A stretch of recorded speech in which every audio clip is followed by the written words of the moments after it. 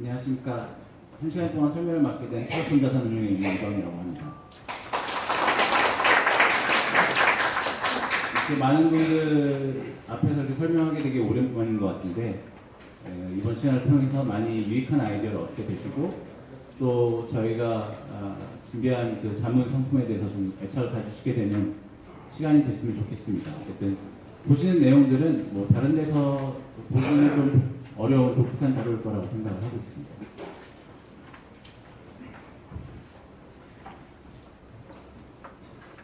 저에 대해서 일단 간단하게 설명을 드리면 학교를 졸업하고 트러스자산운용에 입사해서 계속 근무를 하고 있고요. 뭐 업계를 좀 아시는 분들은 뭐 아시겠습니다만 그런 경우가 이 업계에 이렇게 많지는 않습니다. 워낙 이직이 많은 데여서. 뭐 IMM 투자자문이라는 데를 입사를 했었는데 회사가 트러스자산운용으로 이름을 2007년에 바꿨습니다. 그리고 그 사이에 2011년부터 2015년까지 5년 동안 저희 싱가포르 법인에 가서 이제 5년간 법인장으로 근무를 하면서 거기서 그 트러스자산운용 전체의 해외 리서치에 대한 프로세스를 셋업하고 저희 첫 번째 그 아시아 롱숏 펀드 런칭 및 뭐 팀 디자인을 제가 했었고요. 같이 운용에 인볼브가 돼 있었고 돌아와서도 현재도 절대수익본부를 책임을 지면서 그 안에서 해외 펀드도 같이 운용을 하고 있어서 엄밀하게는 해외 주식이라기보다는 아시아 주식입니다만 한국이 아닌 주식에 대해서 지금 9년째 투자를 하고 있습니다. 뭐 간단하게 다 써봤습니다. 해외 주식은 왜 투자해야 되는가?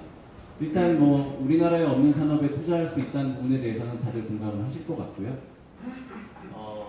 뭐 같은 트렌드라 하더라도 더 좋은 주식에 투자할 수 있다. 예를 들면 뭐 4차 산업이다 하면 우리나라에도 몇 개의 종목들이 꼽힙니다만 뭐 대부분 다 보시면 그 안에서 이게 핵심 종목이 아니라는 건 아실 거예요. 조금만 더 공부해보면 다른 나라에 더 좋은 주식들이 많은데 하는 아쉬움들이 남으시죠. 그런 것들에 대해서 저희도 열심히 공부를 하고 있습니다. 그 다음에 이제 세 번째부터는 저희의 혹은 저의 믿음에 가까운 부분인데 어느 나라에나 그리고 어떤 기업을 보면 그 시황을 이기는 강한 체력을 가진 기업들이 있습니다. 세상이 어떻게 돌아가더라도 제 갈 길을 가는 기업들이 있는데 그런 기업들은 사실은 각 나라에 많이 태어나기는 어렵습니다. 각자 뭐 생각하시는 기업들이 있겠습니다만 손을 꼽아보셔도 그게 10손가락을 넘어가기는 어려울 거라고 생각을 해요. 그렇기 때문에 저희는 좀 더 넓게 보고 각 나라를 보는 사람들만큼 그 시장을 깊게 이해하지 못하더라도 각 나라에서 정말 보물과 같은 주식들 이런 종목들을 찾으면 그런 종목들은 굉장히 길게 오르고 또 많이 오르고 또 시황과 상관없이 오른다는 믿음을 가지고 공부를 하고 투자를 하고 있습니다. 동시에 해외 주식 투자를 통해서 국내 기업의 잠재 성장 여력도 더 잘 이해할 수 있다고 생각을 합니다. 뭐 우리나라에 있는 산업 다른 나라에도 있을 거고 비교해 보면 우리나라 애들이 어떤 위치에 있는지 그리고 더 좋아 보이는 경우도 있거든요. 그렇게 해서 우리나라에 있는 종목들 투자할 수 있다고 생각을 하고요. 현재 저희가 이 카카오스탁에 자문하는 거는 이제 한국 주식만 하고 있습니다. 두나무 쪽에서 해외 주식 투자가 가능한 플랫폼을 준비 중이신 걸로 알고 있고요. 가능한 빠른 시간 내에 이제 준비가 되면 저희는 이미 어쨌든 이쪽에 대해서 이제 프로세스도 있고 원래 투자를 하고 있기 때문에 두나무 자문 쪽에도 해외 주식 자문을 바로 시작할 수 있을 거라고 생각하고 있습니다. 그 다음부터는 사실 뭐 어려운 얘기를 너무 많이 하는 건 뭐 재미도 없고 지루하니까 그냥 저희가 투자했던 성공 사례들 그리고 지금도 보유하고 있는 종목들에 대해서 사례별로 그냥 몇 가지를 말씀드리는 게 훨씬 더 이해도 쉽고 와닿을 거라고 생각해서 말씀을 드리도록 하겠습니다. 인도에 있는 금융지주 회사입니다. 인도에 대해서 조금 일단 알아보면 10년 전 중국과 같은 모습이라고 생각을 하시면 됩니다. 현재 GDP가 중국의 6분의 1 수준이고요. 인구는 거의 비슷하고요. 조금 더 작지만. 그리고 뭐 GDP를 이제 브레이크다운 해보면 그 안에서 이제 소비가 차지하는 비중이 많고 뭐 가보시더라도 뭐 도로도 거의 없고 도시화도 많이 안 되어 있고 그래서 결국엔 나라가 좀 살만한 모습으로 올라가면 중국과 같은 포텐셜을 분명히 가질 수 있는 기회의 땅이라고 생각이 되는 부분이 있고요.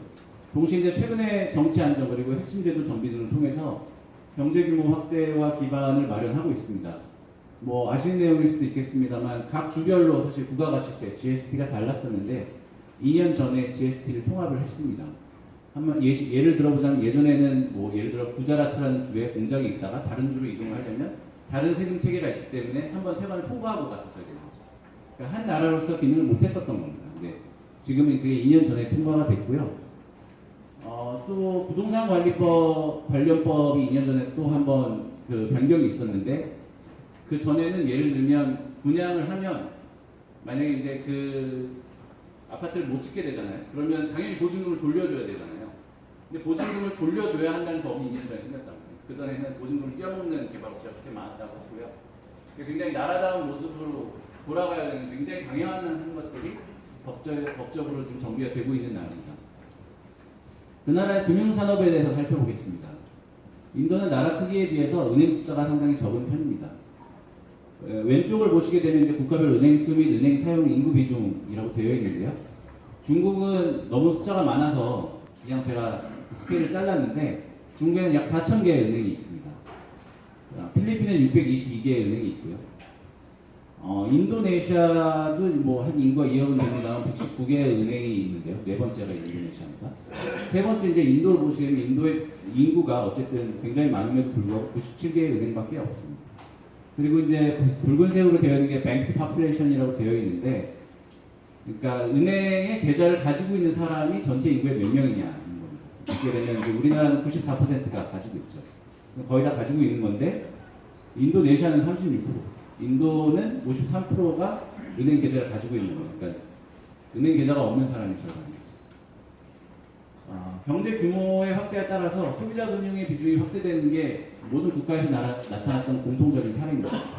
개발도상국들을 보시게 되면 은행들을 봤을 때 대부분 다 기업 대출은 하고 있습니다. 기업 대출의 비중이 굉장히 높은 편입니다. 당연하지만 뭐 기업들이 투자를 하고 그래서 고용을 하고 나라가 잘 살게 돼야 그 다음에 개인들이 돈을 쓰게 될 거 아닙니까?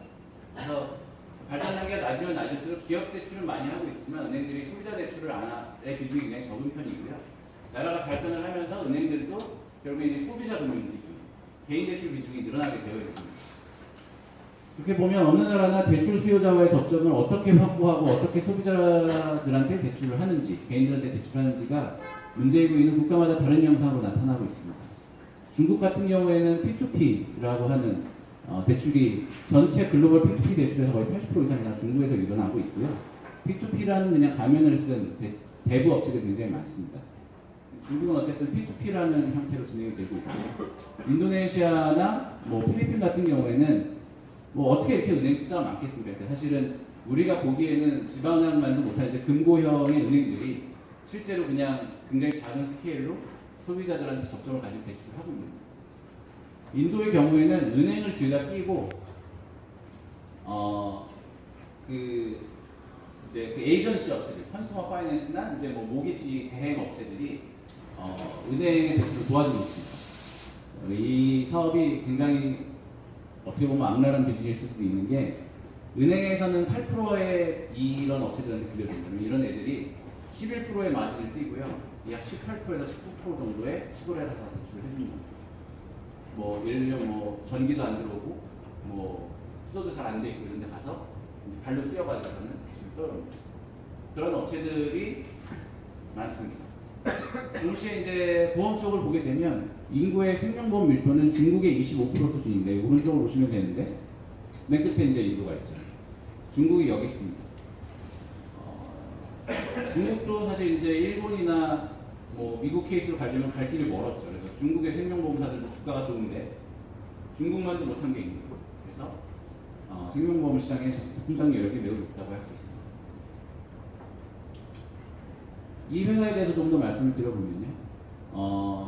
압도적인 1위를 하고 있는 소비자 금융사를 자회사로 두고 있고요.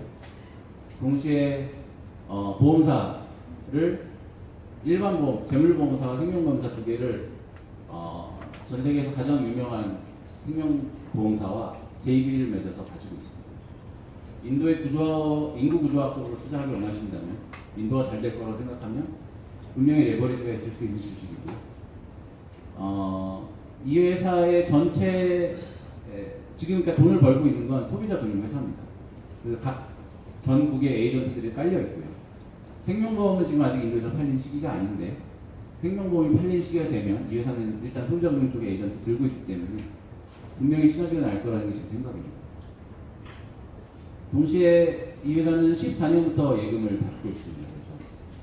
그래서 일종의 저축은행 같은 개념인 것 같은데 전체 대출의 15% 수준입니다. 그래서 당연히 예금을 받으면 이제 저희도 이제 우리나라 은행에 일할 때 저원가성 수신, 그러니까 가장 그 펀딩 코스트가 낮은 게 예금이라고도 얘기를 많이 하거든요. 어차피 저희가 은행이 저희한테 주는 이자가 굉장히 낮으니까. 예금을 받고 있다는 것은 이 회사가 마진을 늘리는 데 있어서 굉장히 유리한 입장입니다.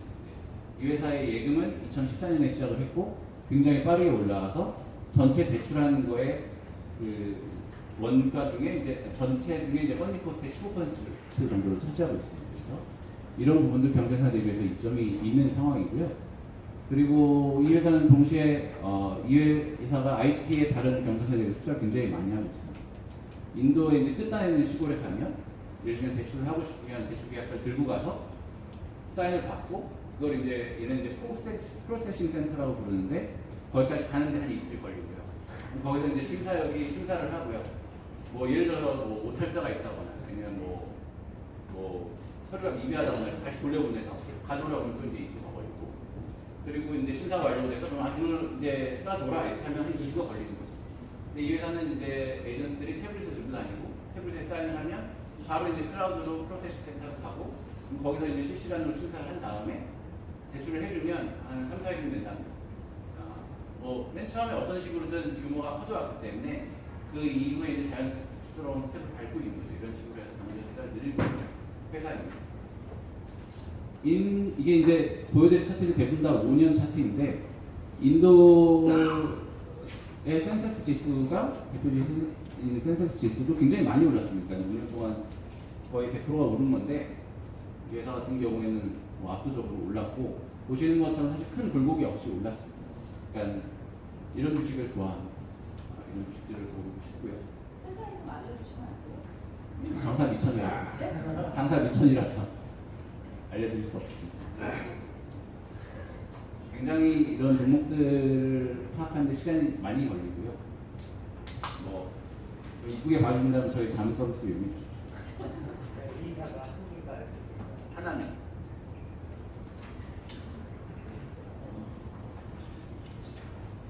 회사의 고성장은 지속될 수 있을 거라고 생각을 합니다. 굉장히 많이 오른 주식이긴 하거든요. 회사 현재 시가총액이 17조 원인데요. 소비자금융 자회사는 사실 따로 상장이 되어 있습니다. 그래서 그 회사가 28조 원인데 50% 들고 있기 때문에 14조 원이라고 보면 비상장인 생명보험사와 재물보험사를 합쳐서 3조 원 수준의 거래가 되고 있는 셈입니다. 우리나라의 보험사들 시가총액을 생각을 해보시면 인구가 25배니까 굉장히 싸게 거래가 되고 있는 거고요. 동시에 이 회사가 지금 압도적으로 1등을 하고 있고 마켓시어가 30% 정도 되는데 총 고객 수가 2018년 말로 3,200만 명밖에 안 돼요. 인도의 인구가 12억입니다. 매 분기 200만 명씩 꾸준히 늘어나고 있는 상황입니다. 우리나라 사례를 보게 되면 우리나라의 아프로 금융그룹이 비상장입니다만 순이익이 약 2천억 수준의 규모인 걸로 알려져 있습니다. 이 회사의 이제 소비자 금융 자회사가 순이익이 4,600억이니까 역시 25배로 곱해보면 얼마만큼 올라갈 수 있을지에 대한 포텐셜을 가늠해 볼 수 있는 거죠. 더욱이 문제는 아프로 금융그룹도 우리나라에서 여전히 30%씩 성장하고 있습니다. 생명보험사와 소비자금융 자회사, 대부업체와 생명보험사를 비교해보면 사실 궁극적으로 어떤 게 더 커야 되는지는 확실하죠. 지금 경제 발전 단계에 낮기 때문에 이 회사는 돈을 소비자금융사에서 벌고 있지만 아주 궁극적으로 인도 애들이 생명보험을 진짜로 들게 되는 시기가 되면 당연히 생명보험 자회사가 소비자금융 자회사보다는 커져야 된다고 생각합니다. 회사의 IR절에 나는 장표고요. 이게 좀 옛날 거라서 그런데 이제 전체 2천만 명이 지금 가입하고 있다면 지금도 이제 크로스셀을 한 300만 명 정도 하고 있다는 겁니다. 근데 생명보험을 지금 인도에서 드는 관행은 일종의 이제 번액보험 같은 거고요. 그러니까 투자 상품으로 인식을 하고 보험을 들지 진짜 보험을 들고 있는 건 아니다. 실제로 진짜 보험을 들고 싶어서 보험을 드는 시기가 되면 이 규모도 커질 거고 양상은 달라질 거라고 생각하고 있습니다. 중국의 제약 산업 포텐셜에 대해서는 사실 그 얘기들이 많이 나와 있고 굉장히 우리나라 유명 회장님들 말씀을 한번 하셔서 상표를 하나만 준비해봤습니다. 중국 증시가 여러 개로 나뉘어 있는데 홍콩, 선전, 상해를 합쳐서 보고 거기에 있는 제약업체를 전부 다 합쳐서 보면 중국 증시의 제약산업 비중은 4.6% 수준입니다. 그리고 가끔 애널리스트를 만나보면 옛날에는 제약 애널리스트라고 중국에서 별로 취급을 못 받다가 최근에 물가시 올라가고 있습니다. 한국은 현재 7.6% 수준이고요. 근데 이제 여기에 제가 모수에 포함을 안 한 게 중국은 중국 기업인들이 미국에 선정되는 경우도 많거든요. 대표적으로 알리바바가 선정이 되어 있기 때문에 그걸 모수에 포함하게 되면 실제로 중국의 제약산업 비중은 이것보다 떨어질 겁니다. 한국의 경우에는 아시겠지만 2015년이었던 것 같은데 이제 한미약품 망한다고 한 적이 있습니다. 그 제네릭 좀 약가가 다 까지고 R&D 비중이 5%에서 한 의약 목수적으로 12, 14%까지 올라가면서 이 약은 잘 안 될 거다. 이 약이 잘 안 되면 이 돈은 다 날아가는 거고 한미약품 망한다. 이런 식으로 해서 한미약품 주가가 정말 안 좋았던 적이 있고 그리고 나서 3년 뒤에 한미약품이 이렇게 된 겁니다. 그 사이에 셀트리온 같은 업체도 나왔죠. 중국 역시 지금 아주 똑같이 가고 있습니다. 그러니까 우리나라 사람으로서 가질 수 있는 큰 장점이 뭐냐면 나름 개발도상으로서 앞서가고 있기 때문에 우리나라의 지금 참고하는 나라들이 좀 많고요. 특히 아세안으로 가면 그런 일이 굉장히 많습니다. 그러므로 우리나라를 이해하게 되면 다른 나라 이해하기 굉장히 쉬운 거죠. 중국도 지금 현재 약가를 깎고 있고 전체 약을 뭐 성분명이나 이런 식으로 그룹핑을 한 다음에 가장 낮은 약가로 통일시키는 이런 작업들을 하고 있습니다. 작년에 실적이 굉장히 안 좋았습니다. 주가가 좀 빠졌었고요. 그런 상황에서 그러니까 실적이 안 좋고 대신에 이제 대형 제약사들 이제 보통 중국은 탑4라고 하는 이제 종목들이 있는데 걔네들 보면 우수한 파이프라인들을 다 가지고 있습니다. 그리고 산산이 되면 그런 게 다 신약으로 나오는 시기가 돼요. 신약 개발에 대한 의지가 강화되고 있고 그럴 수밖에 없다는 걸 알면서 뭐 보통 이제 CMO, CRO라고 합니다만 위탁 생산업체 그리고 위탁 연구개발업체들 같은 경우에 주가가 상승을 하고 있습니다. 그래서 뭐 흔히들 얘기하는 이제 중국판 사이클론이라고 얘기하는 우시 바이오로직스 같은 경우에는 이런 그 규제의 굴곡을 타지 않고 주가가 계속 좋았죠. 작년에 거의 100% 오르고 올해도 YT도 거의 한 60% 어쨌든 그 회사는 좋았지만 지금 주가가 약간 저렇다가 반등하고 있는 중국 제약업체들도 여러모로 보면 텐션이 아직까지 많이 남아있다는 생각이 듭니다.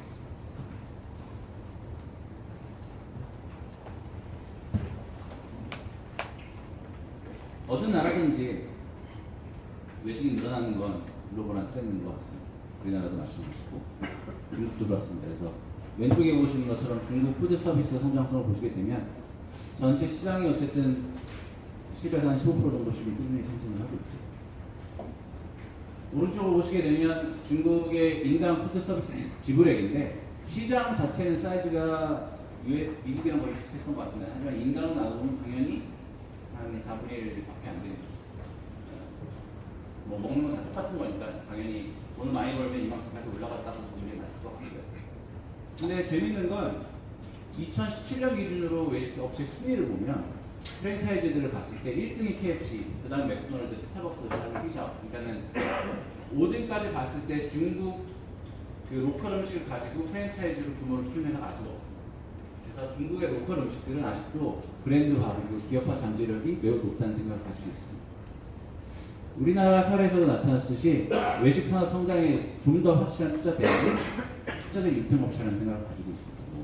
모기업이 성장이 되어 있지는 않고 현재는 주가가 안 좋습니다만 SPC 삼립 같은 경우에 아시는 것처럼 그 모기업의 어떤 이제 식자재를 납품하면서 주가가 엄청 좋았던 적이 있죠. 중국의 음식을 뭐 생각하시면 뭐가 생각나실지 모르겠습니다만 뭐 어쨌든 중국을 대표하는 음식 중에 허거가 들어가는 건 사실일 것 같고 많은 분들이 동의하실 거라고 생각을 합니다. 이 회사는 중국의 프리미엄 허거 업체고요. 우리나라에도 체인이 있어서 드셔보신 분이 있을 것 같습니다. 고성장하는 모회사로서의 안정적인 납품처를 보유하고 있는 상황이고요. 모회사도 최근에 성장을 했습니다. 대주주는 근데 모회사보다는 이 식자재 납품 업체의 동사 지분율이 더 높습니다. 그래서 대주주한테도 어쨌든 그런 그 인터레스트의 어떤 선호순위가 있을 거라는 생각을 하고요. 동사의 매출 중에 비계열형, 그러니까 모회사 아닌 쪽으로 나간 게 46%고 이 비중은 굉장히 빠르게 올라왔습니다. 왜냐하면 모회사가 허가 업체 중에는 가장 프리미엄으로 취급을 받고 있기 때문에 이 회사의 그 허가 관련 식자재들도 다른 데로 퍼져나가기가 쉬운 겁니다. 또한 취급 품목수를 15년 55개에서 18년 상반기 80개로 증가시키면서 취급 품목을 굉장히 다변화를 하고 있습니다. 역시 밑에는 5년 차트고 상생지수는 5년 동안 굴곡이 있었습니다. 17년에 오르고 18년에 빠지고. 하지만 이 초록색이 이 회사인데요. 이 회사의 주가는 어쨌든 굴곡을 타지 않고 올랐습니다. 노란색은 모회사가 아니라 좀 상장 기간이 길었던 다른 허거 프랜차이즈 업체의 주가인데서 같이 그려놓은 건 어쨌든 허거 업체 그대로 투자하는 것보다는 식자재 유통업체에 투자하는 게 훨씬 더 좋다라는 말씀을 좀 드리기 위해서 같이 그려봤습니다. 일본으로 넘어와서 보겠습니다. 동물보험 업체라는 말 한마디, 그러니까 반려동물의 100% 익스포저를 가진 업체가 있다는 것만으로 사실 이 회사를 좋아하시는 분들이 있을 거라고 생각합니다. 저도 맨 처음에 그렇게 봤고요. 그냥 이 회사를 찾는 것 자체가 어떻게 보면 기쁨입니다. 그래서 다음에 이 회사를 공부하는 건 사실은 투자 판단에 아주 큰 영향을 합니다. 일본의 반려동물 시장 규모는 2018년 기준으로 1.5조, 우리나라 돈으로 한 15조 원 정도 되는 거고 사육 마리수는 줄어들고 있습니다만 왜냐하면 인구가 줄어들니까 한 마리당 지불 금액은 늘어나고 있습니다. 그래서 오른쪽에 보시는 것처럼 이제 크게 바로 되어 있는 이제 사육 두수들인데 사육 두수는 좀 줄고 있습니다만 위에 있는 이제 선으로 되어 있는 전체 시장은 늘어나고 있는, 그러니까 금액으로 봤을 때는 늘어나고 있고요. 동물 보험 시장만을 봤을 때는 700억 엔 정도로 추산이 되고 있고 시장 침투, 그러니까 전체 반려동물 중에 보험을 든 게 8% 수준으로 추산이 되고 있는데요. 영국 등 선진국 수준은 선진국 사례를 보면 그 동물 보험 침투율이 25% 정도라고 합니다. 이렇게 보면 아직까지 포텐셜이 있는 시장이고 매년 20% 수준씩 성장을 하고 있습니다. 오른쪽에 보시는 것처럼. 이 회사는 일본의 동물보험을 만드는 회사입니다. 그래서 일단 회장이 동물을 굉장히 사랑하고요. 보험업체를 다니다가 회사를 차렸는데 그래서 보험에 대한 노하우를 있고 동물을 사랑하는 사람을 회사를 차립니다. 18년 기준으로 동물보험 점유율이 57.7%입니다. 아직까지 업계 1위고요. 원래 시작을 했을 때 이제 100%인데 이게 돈이 된다 싶으니까 그 대형 보험사들도 뛰어들고 이러면서 지금 점유율이 7.7%까지 떨어집니다. 동물보험은 어디서 드냐? 대부분 다 동물병원 가서 듭니다. 동물병원에 이제 의사가 이제 반려동물을 지금 사랑하거나 이러면서 근데 뭐 너무 돈 많이 드시죠? 그러면 보험 들고 어떠세요? 라고 얘기하게 되면 이제 보험을 들게 되는 건데요. 동물병원 내에 이제 동사의 정산 시스템이 있습니다. 보험을 들면 카드를 주고요. 이 카드로 긁으면 보험에서 알아서 이제 그 차감이 돼서 이제 지불이 되는 거죠. 보험 들어놨으니까. 그걸 이제 다 단말기에 다 깔아놓는 거예요. 네트워크가 구축이 되어 있고요. 대형 보험사들은 일단 이 시장에 뛰어들긴 했습니다만 일단 동물을 사랑하는 사람이 없고 그 다음에 그냥 돈이 될 거라고 생각하고 들었기 때문에 최근에는 이 회사의 점유율이 다시 올라오고 있습니다. 그리고 뭐 시장의 대부분은 당연한 얘기죠. 이제 강아지랑 고양이인데 그 외에도 이 회사만 다른 10대 종류의 동물에 대해서 보험을 판매 중이고요.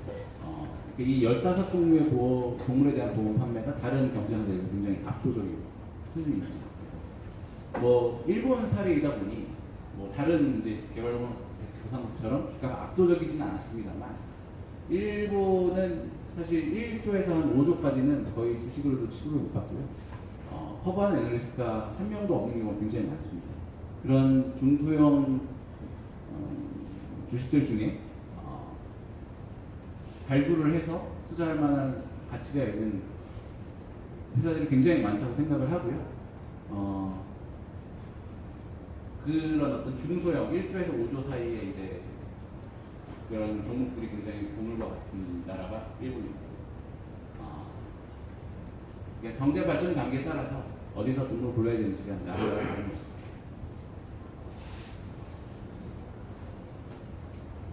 아세안의 전자상거래 업체. 중국의 알리바바 상장할 때 저도 상장에 IPO에 참여했었는데 그렇게 큰 회사의 IPO에 참여하는데 한 주도 안 줬어요.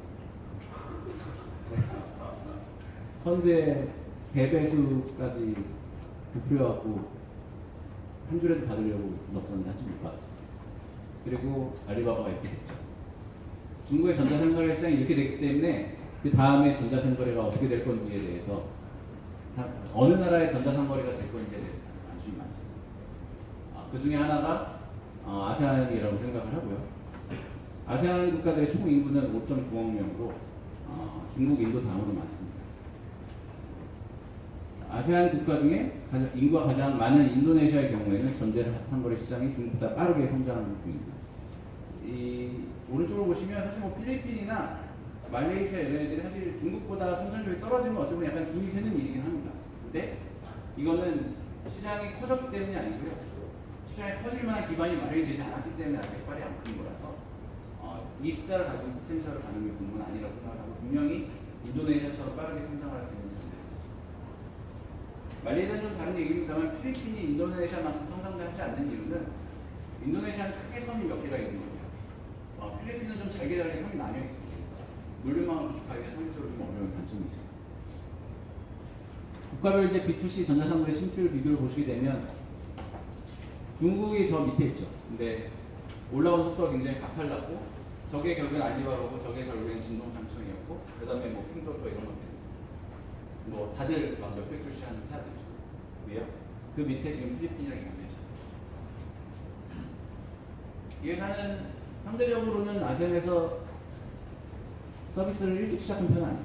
근데 2015년에 서비스를 시작했는데 그 이후에 지금까지 동사는 서비스하는 모든 국가의 전자규모 상거래 업체 중에 마켓시어 1위 혹은 2위를 찍고 있습니다. 대만에서 하고요, 인도네시아에서 하고, 태국에서 하고, 싱가포르에서 하고, 베트남에서 합니다.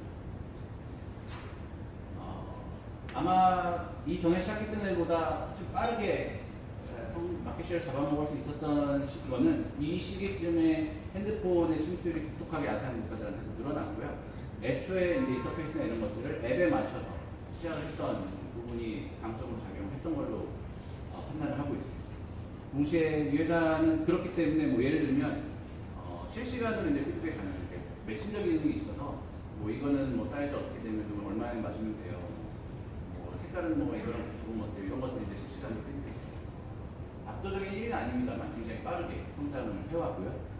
그래서 이제 피드백이나 이런 것들이 좀 원활하게 진행이 되어야 되는 의류 부분에 강점이 있습니다. 보통 전자생활의 업체들을 보게 되면 뭐 핸드폰이나 뭐 TV 같이 이제 전자제품 쪽에 강점이 있는 회사들이 퀄리티를 좀 낮게 치는 편입니다. 의류나 뭐 좀 더 이제 막 그 끝판왕 단계로 가면 이제 신선식품 파는 애들이 제일 잘하는 거거든요. 어쨌든 이 회사는 의류 부분을 잘하고 있습니다. 이 회사는 되게 재밌는 게 이게 이 회사만에서 나타나는 건 아니에요. 이 회사가 이제 텐센트에 투자를 받았는데, 텐센트가 이제 투자하는 회사들은 좀 재밌는 걸 하는 게, 게임을 뿌려주는, 이 회사도 게임 사업부분이 있는데, 텐센트가 이제 퍼블리싱하는 게임 같은 거를 다른 나라에서 풀 때는 이런 회사들이 이용하는 거예요. 이게 무슨 장점이 있냐면, 일단 이 나라들의 게임 인구가 늘어날 겁니다. 뭐 그런 장점이 있고, 그 다음에 이 회사의 전자상거래 당연히 지금 좋잖아요. 전자상거래니까 결국엔 나중에 가서 돈을 버는 거죠. 근데 그러면 매번 돈이 없을 때마다 증자를 해줘야 되는데 그럴 필요가 없는 거예요. 게임은 돈을 벌고 있고. 일단은 게임이 돈을 벌고 있기 때문에 이 회사는 훨씬 다른 전자상거래만 하는 업체들보다는 수월하게 자금을 수혜를 받아서 돈을 쓸 수 있는 그런 이점을 가지고 있는 상황입니다. 게임 부분이 돈을 벌고 있기 때문에 게임 부분은 이제 다른 뭐 게임 업체들한테 적용하는 것들을 좀 적용해보면 4조 원 정도의 가치를 부여할 수 있고요. 그렇게 보면 이 회사가 한 10조 정도 벌어지니까 전자상거래 부분이 6조. 근데 전체 전자상거래를 할 수 있는 인구가 6억 명이고, 그리고 15억 명을 거느리고 있는 뭐 알리바바의 뭐 진동상청 이렇게 몇백 조에 거래된다는 걸 생각해보면 이 회사는 10조인 겁니다. 이런 주식들을 좋아합니다. 이 회사는 뭐 대한항공입니다. 다들 가치는 내고 저희 뭐 이 회사를 성공적으로 투자하는 회사들이 많기 때문에 뭐 맨 마지막에 넣었고요. 그냥 보는 관점이 좀 다를 수 있다는 정도만으로 저희가 어떻게 한국 기업들을 보는지를 설명하기 위해서 넣었습니다. 일본에 2010년에 일어났던 일이라고 사실 대한항공 사례가 좀 이상한 부분이 있습니다. 일본의 일본항공 저펜 에어라인은 2010년에 파산을 했고요. 2013년에 재상장을 하고 검은색이 이제 일본 항공인데 그 다음에 이제 100%가 올랐습니다. 근데 이제 이 회사가 파산을 하고 정리 작업을 한 다음에 다시 올라온 거기 때문에 실제 기업 가치는 이제 비상장일 때 훨씬 많이 오르고 그다음에 100%가 더 해당 이제 다시 상폐되고 그 리스트럭